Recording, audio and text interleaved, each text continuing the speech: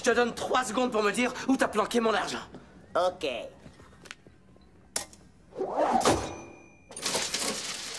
J'en ai placé 17,5% en bon du trésor à 1 an et en SICAV, plus 8% en actions. Je pose 2 et je retiens 9, moins l'âge du capitaine, mais vous avez beaucoup de chance. Les fleurs et les couronnes sont déductibles. Arrose-moi cet abruti! Bonjour à tous et bienvenue dans cette nouvelle vidéo de notre chaîne Fiscalité Investissement dans laquelle on va répondre ou essayer de répondre à une question qu'on reçoit souvent, comment trouver un bon expert comptable. Et je pense que je ne vais pas me faire que des nouveaux amis avec cette vidéo. En guise d'introduction, dans cette vidéo, nous allons parler des experts comptables et de leurs responsabilités. Nous allons parler également du rôle de l'expert comptable pour mieux appréhender leur mission au sein de ton entreprise et comprendre leurs responsabilités. Il faut bien comprendre que les experts comptables vont être la plus grande force de l'entrepreneur, mais peuvent aussi être leur plus grande faiblesse par un mauvais choix. À la fin de cette vidéo, nous t'expliquerons comment trouver la perle rare, l'expert comptable qui va te permettre de développer ton business, donc reste bien jusqu'à la fin. Et nous souhaitons attirer ton attention que sur Internet, vous allez parfois carrément trouver des faux experts comptables. On avait fait une vidéo sur une personne qui se prétendait expert comptable, qui avait recommandé à des milliers d'entrepreneurs des montages complètement illégaux. Pourquoi nous étions allés vérifier s'il était expert comptable? C'était tout simplement la connaissance et le fait de se dire un expert comptable ne peut pas dire de telles bêtises. Donc, en vérifiant s'il était expert comptable, il n'était pas expert comptable. Je vous mettrai le lien de la vidéo dans la bio, ainsi qu'en haut à droite. Vous allez avoir également des faux juristes. Alors ça, j'ai eu encore un cas la semaine dernière en coaching d'un entrepreneur qui est sacrément mal, pour pas utiliser un autre terme, suite à des faux conseils donnés sur Internet, mais pas facturés pas cher, facturé plus de 5 000 €, où les apports n'ont pas été faits, où il a fait son business, il a investi, alors qu'aucune des parts n'avait été transmise à la holding, qu'il avait mis une forme de société holding qui n'était pas bonne. Et aujourd'hui, il est dans la merde. Et ça va lui coûter encore plus cher. Les premiers conseils qu'il a payés lui ont coûté un bras, puisqu'il y en avait pour plus de 5 000 €, surtout quand c'est des conseils de merde. Et pour tout réparer par derrière, ça va lui coûter encore plus cher. De dépenses, alors qu'il suffisait d'avoir un minimum de connaissances pour l'éviter. Et il va avoir également les experts comptables qui abusent légèrement trop sur le marketing. On avait parlé du cabinet des indépendants d'Alec Henry sur leur webinaire avec leurs 3 secrets, 0% de TVA, 5 000 € de rémunération sans cotisation sociale, et jusqu'à 3% d'impôts. On avait dit que c'était très agressif, mais dans tous les cas, le point commun qu'il y a entre les faux experts comptables, les juristes et les experts comptables qui vont un peu trop abuser sur le marketing, ils vont jouer tous sur la même chose, c'est votre ignorance. C'est également votre ignorance qui va vous empêcher de juger de la qualité d'un bon ou mauvais expert comptable. Et le meilleur moyen de ne pas se faire avoir, c'est de ne pas être ignorant. Les cas de faux experts comptables sont présents également en dehors d'Internet, puisque en novembre 2021, un faux expert comptable a été jugé pour avoir escroqué une quinzaine d'entreprises en Dordogne.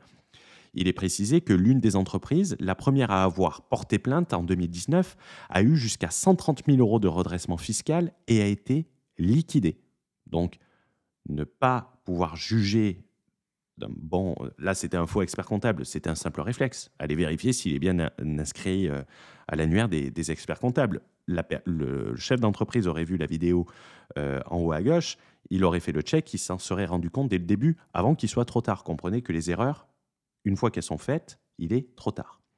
En guise de rappel, pensez à vous abonner à la chaîne. Vous êtes près de 50% à regarder régulièrement notre contenu sans être abonné.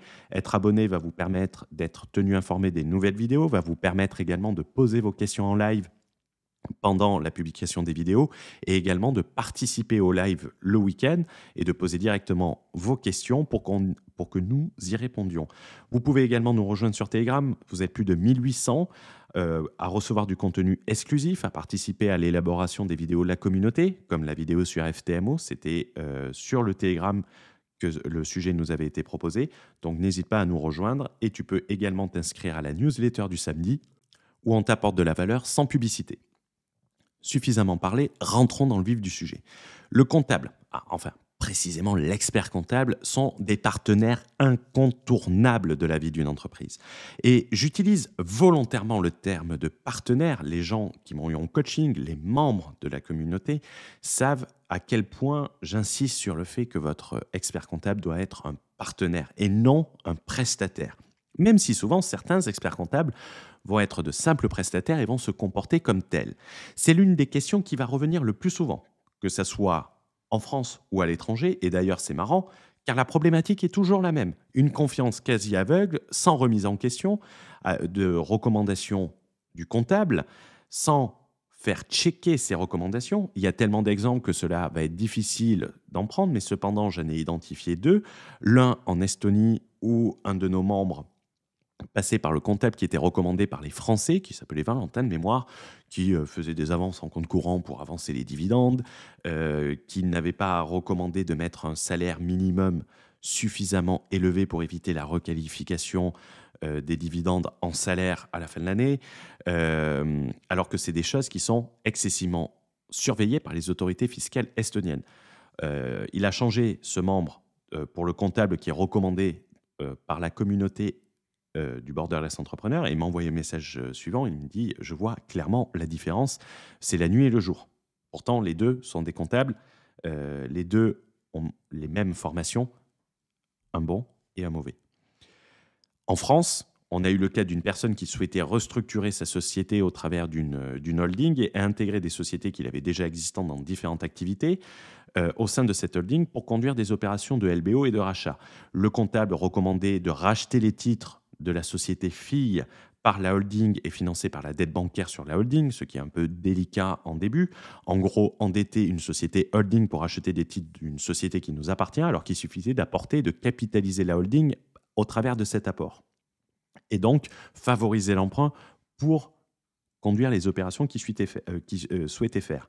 Et c'est quand même mieux d'un point de vue opérationnel. Il n'y a pas besoin d'avoir fait Sciences Po et l'ENA pour comprendre que d'un point de vue opérationnel, il va être plus efficient de ne pas endetter une holding qui va racheter d'autres sociétés dès le début. Et le fait d'apporter les titres va capitaliser cette holding. Bon, ça, c'est deux exemples concrets, récents. Quelle est la mission de l'expert comptable? La mission habituelle de l'expert comptable consiste à réviser les comptes d'une entreprise cliente préalablement à l'arrêté de fin d'exercice, à établir les comptes annuels et les déclarations fiscales, à élaborer un dossier de gestion avec commentaires sur les résultats d'exploitation et sur l'évolution de la situation financière. Ça, c'est la mission de l'expert comptable. Cependant, quelquefois, la mission convenue peut être moindre, l'expert comptable étant chargé du seul contrôle formel des comptes établis en interne par l'entreprise cliente, si vous avez un comptable en interne, et de la vérification du processus comptable. Il va falloir donc faire très attention à la lettre de mission que vous signez avec votre expert comptable, car la responsabilité de l'expert comptable, on a vu sa mission première, mais elle peut rajouter, la jurisprudence a rajouté un devoir général d'assistance et de conseil, d'investigation et d'alerte. Cela va être généralement sur ces opérations que les défauts de conseil ou d'arbitrage peuvent intervenir. Ces prestations consistent le plus souvent à l'établissement d'actes juridiques dans le prolongement de la fonction du comptable, en l'accomplissement des diverses obligations déclaratives qui incombent à l'entreprise cliente, notamment les déclarations fiscales et sociales, la réalisation d'audits, d'études économiques et de conseils de tout ordre. C'est la mauvaise exécution ou l'inexécution contractuelle, donc il faudra bien faire attention à la lettre de mission, qui va engendrer la responsabilité de l'expert comptable en cas de faute. Et comment faire la différence entre un bon et un mauvais expert comptable? Comme nous l'avons vu, dans l'aspect extrême des arnaques, le seul moyen de faire la différence entre un bon et un mauvais partenaire, c'est de savoir jauger, de savoir juger de son professionnalisme, de ses forces de proposition et comment ces propositions peuvent vous aider dans votre entreprise. La première étape, c'est d'aller en voir plusieurs avec la même problématique et voir s'ils proposent des choses différentes, s'ils proposent des choses plus ingénieuses, s'ils ont plus l'habitude de votre activité. Également, ça va être de se former, de comprendre ce qu'ils disent et ce qu'ils proposent. Généralement, on le sait trop souvent, il suffit que l'expert comptable utilise 3 mots juridiques et financiers pour se dire « ouais, il est super compétent » parce que vous ne les comprenez pas et donc ça a l'effet de vous impressionner. En se formant, vous allez comprendre ce qu'ils disent, vous allez savoir formuler ce que vous voulez. Donc, la formation est excessivement importante pour jauger de la qualité d'un expert comptable. C'est d'ailleurs pour cela que les escroqueries comme celle du faux expert comptable que nous avons vu peuvent exister sur Internet. Car l'utilisation de 3 mots complexes pour donner l'impression de s'y connaître et acquérir la confiance du client suffit. Personnellement, quand j'avais vu la conférence, le webinaire du cabinet des indépendants à l'époque, ils ont changé leur discours après notre vidéo, il faut le préciser, et je le précise. Je n'aurais pas confié même la comptabilité d'une SCI à ces gens. Pourquoi? Parce que s'ils sont prêts à dire autant de choses publiquement, mais je n'ai pas envie de voir la qualité de leur travail. C'est un ressenti, peut-être qu'ils font un excellent travail. Cependant, j'ai eu des commentaires de personnes qui semblent avoir été leurs clientes, qui disent aucun des secrets avancés dans le webinaire sont mis en place. C'est normal, ils ne pouvaient pas être mis en place simultanément. Aujourd'hui, ils le disent suite à notre vidéo. Également, ils disent qu'il y a eu des déclarations hors délai, du manque de communication, qui répond aux mails que quand ça les arrange, que c'est impossible de les joindre. Quand nous avons voulu changer de cabinet, ils ont bloqué les accès au cabinet comptable suivant malgré les recommandés. Ce n'est qu'une toute petite partie de ce que nous avons vécu. Pourquoi c'est important? Parce que je dis souvent que votre expert comptable doit être quelqu'un de proximité, quelqu'un que vous pouvez avoir, quelqu'un qui va vous répondre, quelqu'un que vous allez pouvoir voir, faire un point avec lui. C'est pour ça que je suis contre les comptables en ligne, à part pour commencer, c'est comme les banques en ligne, c'est très bien pour commencer, mais lorsque vous avez une vraie société, il vous faut un partenaire. Et pour avoir un partenaire, il faut qu'il soit joignable, il faut qu'il soit compétent et il faut pouvoir échanger avec lui. Comment acquérir une compétence? Dans le French Entrepreneur, il a été fait en ce sens, faire monter en compétence les membres, leur donner une compétence que 98% des personnes n'ont pas. Aujourd'hui, quelqu'un qui a suivi entièrement le French Entrepreneur et qui s'est impliqué va pouvoir faire la différence entre un bon, un moyen et un mauvais expert comptable. Et il va pouvoir juger également de la qualité de son expert comptable. Il faut également préciser que changer de cabinet comptable de manière régulière, c'est un élément qui déclenche des contrôles fiscaux. Il faut savoir également que la qualité du cabinet d'expert comptable va, selon sa qualité, va augmenter ou réduire votre chance d'avoir un contrôle fiscal. C'est quelque chose d'important. Permettre de faire la différence entre un bon expert comptable et un moyen, cela peut vite se chiffrer en centaines de milliers d'euros. Lorsque vous recrutez un faux expert comptable, que vous ne menez pas les diligences nécessaires, on a vu, ça peut conduire à la liquidation d'une société suite à un redressement fiscal. Et là, suite au redressement fiscal, la personne n'a pas dit « Non, mais c'était un faux comptable ». Oui, mais vous êtes responsable.